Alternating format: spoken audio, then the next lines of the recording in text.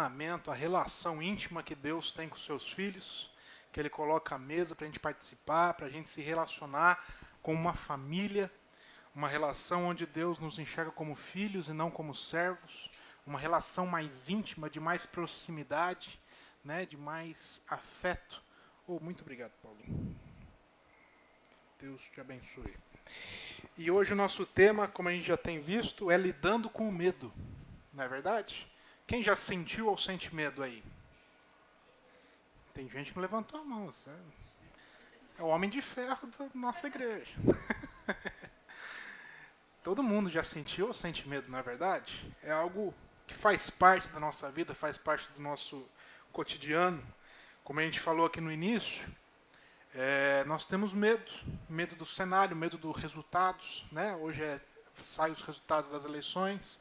Nós temos, às vezes, medo. Medo disso, medo daquilo, que pode acontecer, do que não pode acontecer, do que pode ser. São tantos são tantos receios. Né? Nós temos medo do futuro. A gente faz planos, mas os nossos planos nem sempre dão certo, não é verdade? Quase sempre. A gente faz planos, eu vou fazer isso, eu vou fazer aquilo. Normalmente os nossos planos envolvem em ter. Então eu vou ter isso, eu vou ter aquilo. E muitas vezes o tempo vai passando e a gente não tem nada do que a gente pensou. E a gente tem medo às vezes. O que vai ser do futuro? Como é que eu vou fazer? Eu tenho planos, mas não consigo alcançar. A gente tem sonhos, mas parece que a gente não consegue trilhar para alcançar esses sonhos. Então o medo faz parte. O medo pode estar em escalas diferentes. O medo pode se manifestar de maneira mais grave ou de maneira mais suave. Mas continua sendo medo. Às vezes a gente pode estar com muito medo, muito atemorizado, muito angustiado. E às vezes a gente não está tanto. A gente dorme, a gente consegue dormir, ter uma noite em paz, acorda, mas está com aquele negócio na cabeça. Aquele negócio está amedrontando a gente. Tem decisões que nós precisamos tomar que nos dão medo. Não é verdade? Decisões que nós precisamos tomar, posicionamentos que nós precisamos assumir, que nos deixam atemorizados, que nos deixam com medo. Mas principalmente, nós temos medo, nós lidamos com medo, o medo bate na porta do nosso coração quando nós estamos passando por dificuldades. Não é verdade? Quando nós estamos passando por tribulações, por adversidades, por momentos adversos, que são difíceis de passar, complicados de se viver, parece que a gente consegue sentir, viver mais o medo, porque a gente fica mais exposto, mais vulnerável. Então a gente se permite a viver um medo que nos dias tranquilos a gente não vive. Estamos entendendo isso? Então vamos abrir nossa Bíblia lá no livro de Gênesis, capítulo 45, versículo 4. E vamos aprender na Bíblia como lidar com medo. E eu peço que você preste muita atenção, porque o nosso tempo é curto, nós temos ceia, então a palavra é curta, mas eu peço que você preste atenção, porque apesar de curta, tem uma intensidade muito grande. Glória a Deus. Então, Gênesis 45, verso 4, você vai achar na sua Bíblia, no seu aplicativo, ou se não, no telão. Diz assim: Disse José a seus irmãos: Agora chegai-vos a mim. E chegaram-se. Então disse: Eu sou José, o vosso irmão, a quem vendestes para o Egito. Agora, pois, não vos entristeçais, nem vos irriteis contra vós mesmos, por me haverdes vendido para aqui. Porque para a conservação da vida, Deus me enviou adiante de vós. Porque já houve 2 anos de fome na terra, e ainda restam 5 anos em que não haverá lavoura nem colheita. Deus me enviou adiante de vós para conservar a vossa sucessão na terra e para vos preservar a vida por um grande livramento. Assim, não foste vós que me enviastes para cá, e sim Deus, que me pôs por pai de Faraó e senhor de toda a sua casa, e como governador de toda a terra do Egito. Nós estamos falando de José do Egito. Lembra dessa história? Da história de José? José do Egito tem um exemplo de vida. Tem nele Se a gente juntar todos os pregadores aqui da nossa congregação e cada um for pregar sobre José do Egito, cada um vai pregar sobre algo diferente. Porque existe muito ensinamento, muitas lições que a gente pode aprender com José. E uma delas que nós vamos aprender hoje, talvez aquilo que mais brilha o meu olho em particular, é o que nós vamos ver hoje em José. José, quem era José? Para a gente recapitular de maneira rápida. José era aquele filho amado, filho de Jacó. Jacó foi enganado pelo seu sogro. Ele queria casar com uma filha do seu sogro. O seu sogro enganou ele e deu a outra.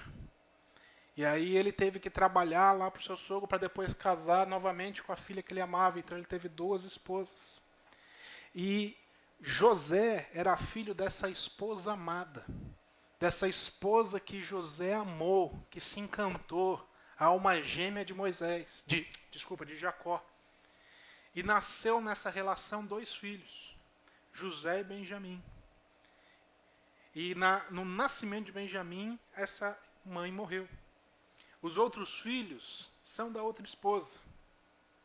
E nós temos aqui Jacó, um filho amado de seu pai. E o seu pai o tratava de maneira mais especial, sabe? O bife maior ficava para José. Aquela porçãozinha de arroz extra ficava para José. A carninha do peixe ficava mais para José. O rabinho ficava para os irmãos. E os irmãos, eles tinham inveja de José. Eles invejavam José, eles não conseguiam lidar com esse amor que o pai tinha para José. Fato esse que ficou exemplificado no momento em que Jacó ele presenteia o seu filho com uma túnica. Ele dá uma túnica colorida, uma vestimenta, uma capa, o que equivaleria hoje a uma camiseta bacana, bonita para o seu filho. E eles ficam tão irados, falando, tendo inveja de José, que eles planejam a morte de José. Eles se reúnem, fazem um planejamento e eles vão executar a morte de José. Pegam José, jogam ele num buraco cavado na terra e eles começam a discutir como é que nós vamos matar. Porque matar a gente já vai. Agora falta saber o como. Eles planejam a morte de José até que um irmão deles, de José, fala, gente, a gente não pode matar nosso irmão. Então o que a gente vai fazer? Passou um mercador de escravos. E eles falaram, vamos vender José para esse mercador, para esse comerciante de gente. E aí venderam José para esse mercador de escravos. Esse mercador de escravos, junto com outros escravos, estava indo em direção ao Egito. Chegou no Egito, colocou a mercadoria, que eram as pessoas, os seres humanos, para venda. Um deles era José. E Potifar, um dos oficiais do faraó, foi lá e arrematou, comprou José do Egito.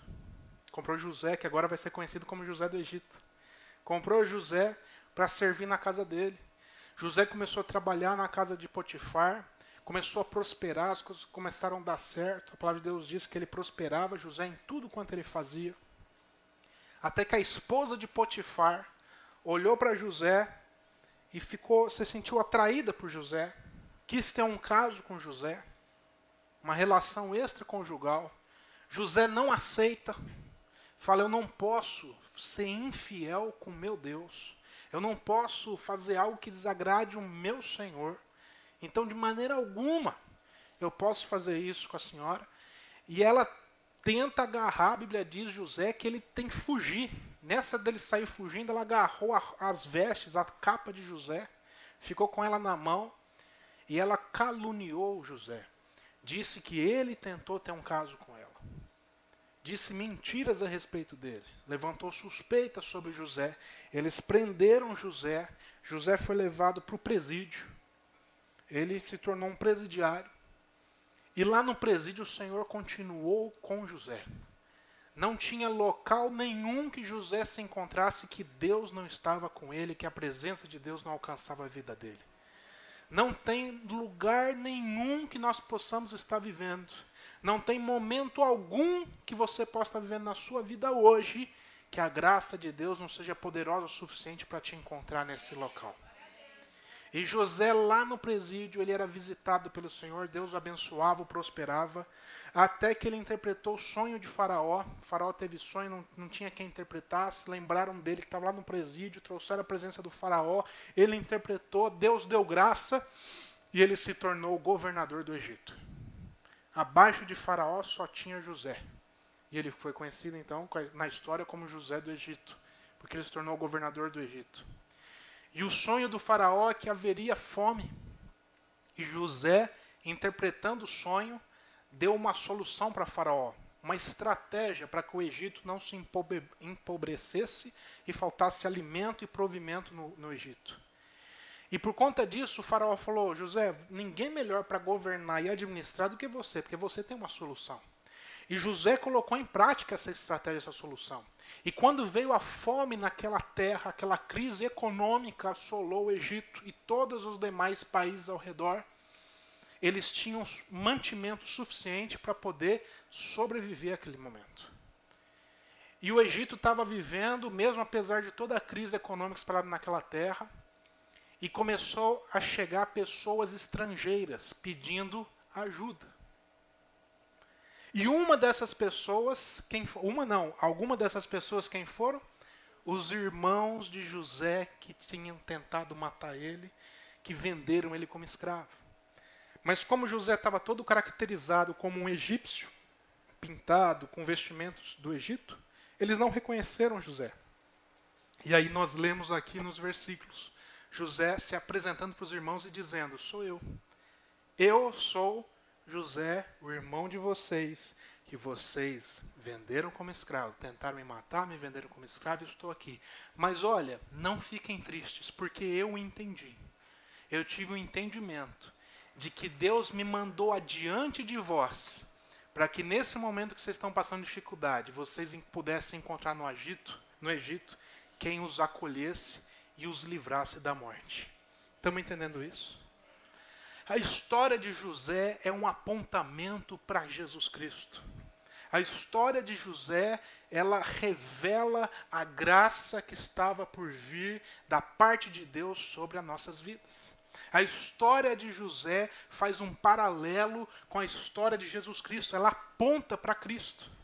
Porque Jesus Cristo é o Filho amado. É o Filho de um Pai que ama. É o Filho do Deus vivo. Jesus Cristo, Filho amado, foi enviado para uma terra estrangeira. Assim como José foi enviado para uma terra estrangeira, a terra do Egito, Jesus foi enviado para uma terra que não é a terra celestial, que é para este ambiente. Veio para cá, viveu como um de nós. Ele foi enviado à frente, ele sofreu perseguições. Assim como José sofreu perseguição, difamação, até calúnia. Jesus sofreu tudo, sofreu perseguições, sofreu difamações, sofreu calúnia, sofreu as tentações. Mas assim como José, Jesus também foi fiel, e fiel até a morte, e morte de cruz, que era uma morte vergonhosa. E foi na cruz que ele tomou sobre si as nossas dores, levou sobre si os nossos pecados, carregou sobre ele todo o castigo que era sobre as nossas vidas. Deus, assim como mostra na história de José, que providenciou que José fosse à frente, a despeito de todas as dificuldades que ele viveu, ele fosse à frente e pudesse chegar no Egito antes para receber os seus irmãos, para que eles não viessem a perecer, o Senhor enviou Jesus Cristo, que veio à nossa frente e que hoje nos recebe de braços abertos. Assim como José recebeu os seus irmãos, se Jesus é o Filho primogênito de Deus, o Filho amado de Deus, e a Bíblia diz que nós somos chamados filhos de Deus, o nosso irmão mais velho também preparou um caminho para nos receber. O nosso irmão mais velho é Cristo. Amém. O Deus Filho é o nosso irmão mais velho primogênito, aquele que já veio antes de nós para preparar todas as coisas e nos receber. Estamos entendendo isso? Amém. José foi enviado antes para receber. Vamos ler de novo o verso 7. Pelo que Deus me enviou adiante de vós para conservar a vossa sucessão na terra e para guardar-vos em vida por um grande livramento. Deus enviou Cristo adiante de nós. Ele sofrendo tudo que era o nosso sofrimento no nosso lugar. O que Jesus fala? Eu vou para o Pai preparar uma morada. Eu vou preparar tudo para receber vocês. José foi enviado antes para receber seus irmãos. E Cristo também foi enviado antes. A história de José aponta para a história de Jesus Cristo, para a graça de Deus que iria se revelar sobre as nossas vidas. E é na história de José que eu encontro como lidar com medo. É na história de José que eu encontro o ensinamento sobre como lidar com os medos que nós passamos.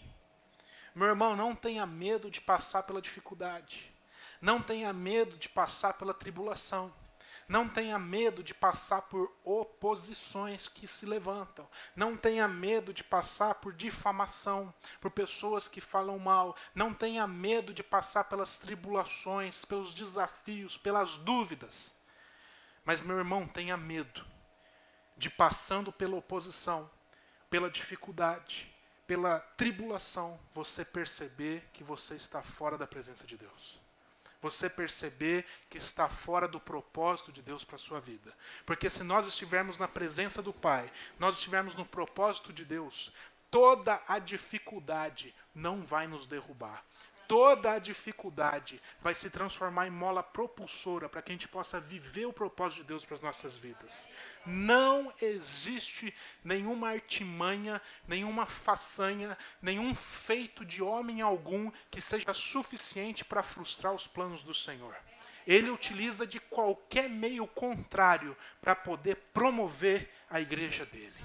A igreja de Cristo tem que entender que nós nunca vamos viver aquém daquilo que Ele projetou para nós vivermos. Se nós estamos vivendo debaixo da presença de Deus, guiados por Ele, até as maiores dificuldades servem para resplandecer os filhos do Senhor. Estamos entendendo isso?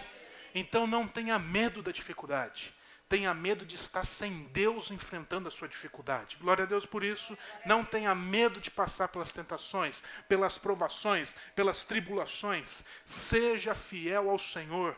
Porque se você estiver com o Senhor, o Deus do impossível, aquele que promete, mas que é fiel também para cumprir aquele que prometeu, meus irmãos, a gente encontra descanso.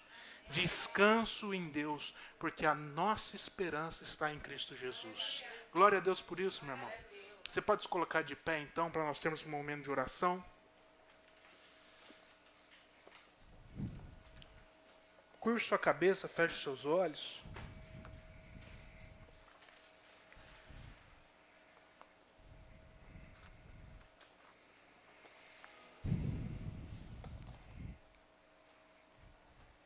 Apresente diante de Deus, fale com o Senhor, fale com o seu Pai. Aproveite essa oportunidade. Nossa semana é tão corrida, mas é na igreja, na comunhão dos irmãos que nós somos oportunizados a abrir os nossos corações, falar com o Pai e ouvir a sua voz. É por isso que é na comunhão dos irmãos que Deus ordena a sua bênção. Então aproveita que Deus está aqui, ordenando a bênção dEle, e abre o teu coração para Ele. Conta para Deus os seus medos. Conta para Deus os seus anseios. Conta para Deus as suas angústias. Conta para Deus aquilo que você tem tido medo. E deixa o Pai acalmar o teu coração. Porque hoje Deus está falando com a gente, filho e filha. Não precisa ter medo. Jesus diz, nesse mundo tereis aflições. Vivendo os dias nesse mundo, nós somos passíveis de viver dias difíceis. Mas filho e filha, tem de bom ânimo. Se apegue à esperança viva. Porque assim como eu venci este mundo, eu estou com vocês até o final dos dias. O Senhor não abandonou a sua igreja. Não confunda medo com abandono. Nunca confunda o medo de não saber o dia de amanhã, de não saber como resolver as situações, de não saber o que pode acontecer com abandono. Porque Deus não abandona os seus filhos. Deus nunca abandonou os seus filhos. Não confunda tempo de silêncio com abandono. Porque até no silêncio Deus está trabalhando pela sua igreja. Até no silêncio o Senhor está trabalhando e cumprindo suas promessas. Deus, hoje nós queremos agradecer, Pai. Porque como filhos, filhas, nós encontramos local nos braços do nosso Pai. Como filhos e filhas nós temos a certeza, a convicção de que nós não estamos abandonados, mas que existe um braço aberto junto ao Deus Pai. Deus, nós te agradecemos, Pai, porque nós não vamos vencer o medo na nossa força, na nossa própria capacidade, não por força nem por violência, mas nós vamos vencer os nossos medos pelo poder do Espírito Santo que habita na igreja de Cristo Jesus. Pai, nós te agradecemos, Pai, porque hoje nós não confundimos mais o medo com um sentimento de abandono. Nós te agradecemos, Pai, porque mesmo com medo, nós sabemos a quem nós podemos recorrer. Nós te agradecemos, Pai, que mesmo receosos, angustiados, com receio de situações ou de pessoas, nós sabemos que o Senhor está conosco. E por isso nós encontramos descanso para nossa alma. Porque sabemos que o Senhor está cuidando de tudo, nos mínimos detalhes, de todas as coisas. Mesmo quando nós temos medo, porque a gente acha que não tem mais solução, porque a gente percebe que perdeu o controle, nós entendemos que o controle nunca saiu das suas mãos. E nós cremos e dependemos do Senhor. E é por isso que nessa noite nós encontramos paz na Tua presença. A Tua palavra diz que a paz de Cristo, que excede todo o entendimento humano, vai guiar as nossas vidas durante todos os nossos dias. Então, Espírito de Deus, alcança cada coração aqui essa noite e derrama sobre a paz de Cristo Jesus. Derrama paz no coração do aflito, paz no coração do angustiado, paz no coração de quem está tendo medo, paz no coração no meio das incertezas. Ó Deus, vem com a Tua paz, inunda e transborda os nossos corações. E que nessa paz a gente possa encontrar o descanso de quem sabe que está sendo cuidado dia após dia pelo Deus Todo-Poderoso, que nos ama e nos chama de filhos. Essa é a nossa oração em nome de Cristo Jesus. Quem concorda, diga amém. Amém? Graças a Deus por isso. O medo foi lançado embora, meus irmãos. Por isso que o amor lança fora todo medo. Porque quem está em Deus, se Deus é amor, quem está em Deus, ele não vive pelo medo. Ele sente o medo, mas ele não vive pautado pelo medo. Glória a Deus por isso. E o Senhor Jesus, ele chamou os seus discípulos e ele abriu uma mesa. E ele ceou com os seus discípulos. E nessa noite, essa mesa está aberta.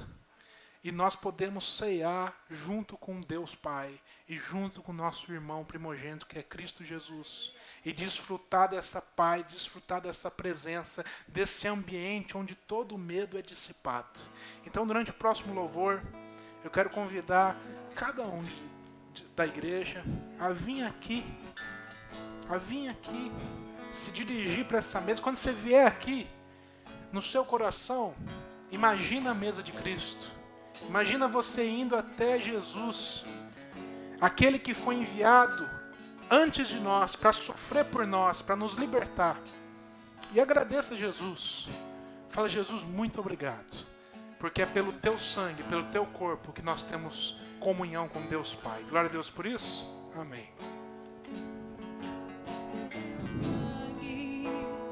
Leva-me além, a todas as alturas, onde ouço a Tua voz. Fala de Tua justiça pela minha vida. Jesus, este é o Teu sangue.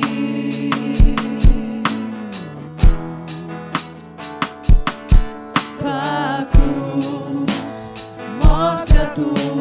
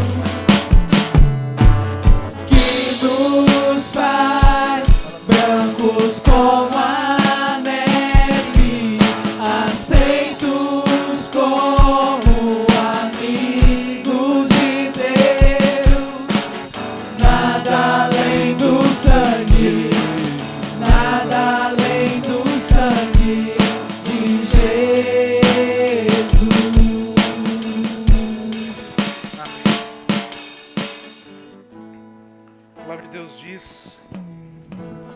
Todos pegaram o suco, pegaram o pão também. O pão estava separado do suco. Amém? Todos pegaram? A palavra do Senhor diz que Jesus Cristo. E a Bíblia diz da seguinte maneira: na noite em que foi traído, na noite em que Jesus podia ficar refém do medo, na noite em que Jesus podia sentir medo, porque sendo traído iria ser preso, sendo preso iria ser torturado, humilhado, julgado pelos homens e depois crucificado. Na noite em que Jesus podia ter dado no pé, meu irmão, podia ter saído correndo, na noite em que Jesus podia falar: quer saber de uma coisa? Eu vou embora. Na noite em que Jesus foi traído, Jesus, ele não foi tomado pelo medo. Ele sentiu o medo, mas ele não pautou as suas decisões pelo medo. Glória a Deus por isso. Na noite em que foi traído, Jesus ainda tomou o pão e, tendo agradecido a Deus por ter sido enviado à frente de nós, os seus irmãos, agradecido a Deus, ele pegou o pão, repartiu com quem estava com ele. Ele diz: esse é o meu corpo, que é dado em favor de vós. O que é o corpo que é dado em favor de vós? Ele está dizendo: olha, eu fui enviado antes para preparar um caminho para vocês. E aqui está o símbolo desse caminho que eu estou preparando. Deus, nós te agradecemos, Pai, porque na noite que o Senhor foi traído, o Senhor não pautou suas decisões pelo medo, mas o Senhor nos amou. O amor foi maior que o medo. O amor lança fora todo medo. No amor não existe ambiente e espaço para o medo. E o Senhor nos amou e nos ama. E é nesse amor que nós confiamos e nos lembramos essa noite. Muito obrigado por esse pão. Em nome de Cristo Jesus. Pode comer do pão.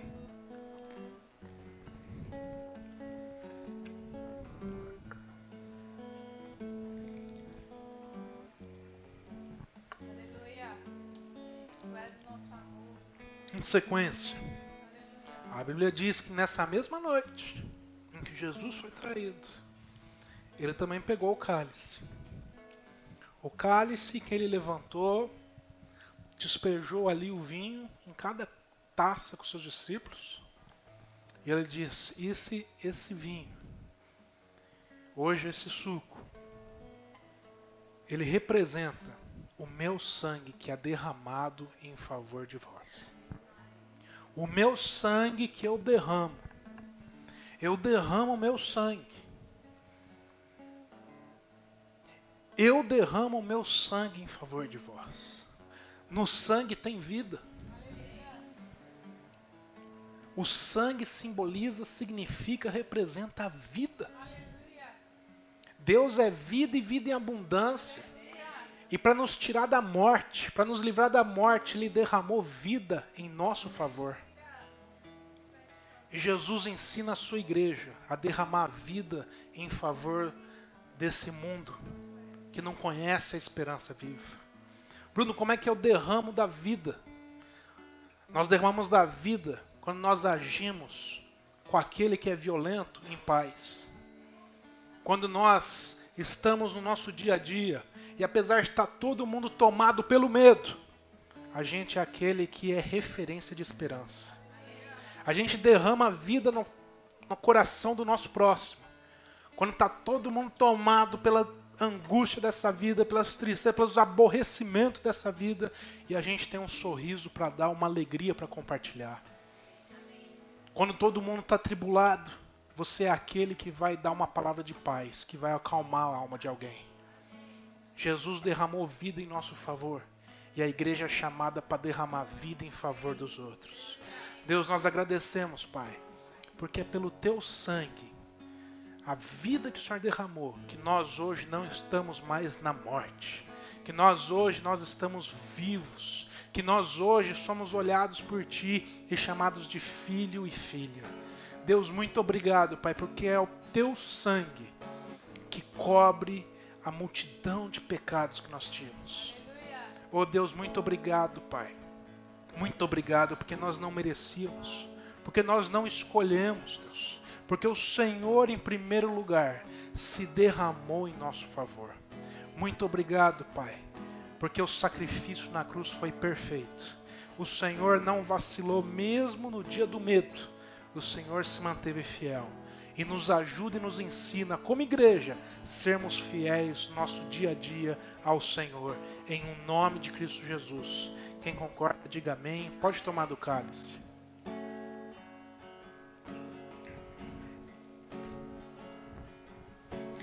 Nada além do sangue, nada além do sangue. Eu estou pregando, eu posso cantar a parte que eu quero. De Jesus. Vamos lá?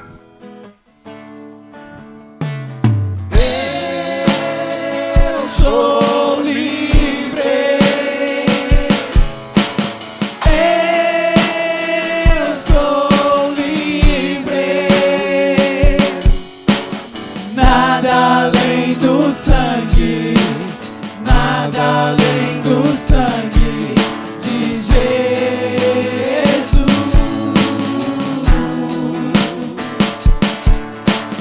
Eu sou livre, eu sou livre, nada além do sangue, nada além do sangue de Jesus.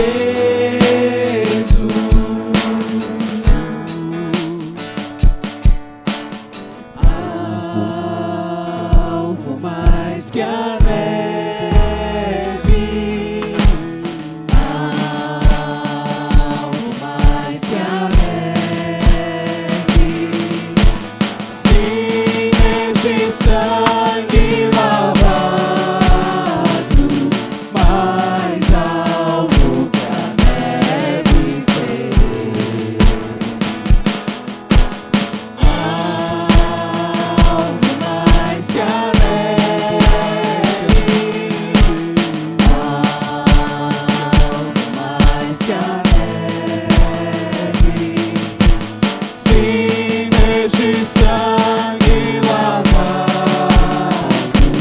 mais alvo que a neve serei. Sim, neste sangue lavado,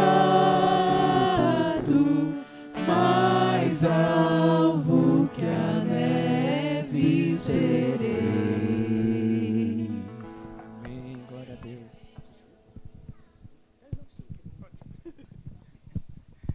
Pode ficar de pé, a gente não vai. Alô? Irmão, pode ficar de pé, a gente não vai ter outra pregação não, tá? Eu ia abrir a Bíblia aqui, mas não vai ter mais não, já tivemos uma. Mas eu queria fazer uma pequena consideração. Da última vez que nós estivemos aqui, eu falei de 3 atributos de Deus que formam um tripé. Não se lembra, né? Amor, graça e perdão. É um tripé que faz parte da nossa vida. E falar em tripé, nós vemos que nosso escudo também é um tripé. Um triplé, né? E se eu estivesse falando o nome errado, triplé. Tá. Cântico, né? Palavra e oferta. É um triplé. E pode ver que se tem um culto sem dessas coisas, fica incompleto. Então, o que é um triplé? É uma haste, são 3 hastes, e uma depende sempre de 2. Você não consegue um triplé com uma haste só ou de 2. E se você tira uma, não tem triplé. Então, o que eu quero dizer? Paulo, quando escreveu todas as cartas, ele sempre termina falando da graça de Deus. Sempre termina. A graça de... A carta aos Coríntios manda uma coisa impressionante que eu gostaria de ler.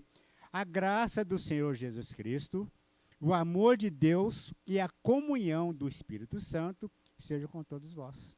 Então, isso que nós fazemos, nós os pastores aqui no final do culto, é isso aqui. É esse triplé aqui, né? Graça, amor e perdão.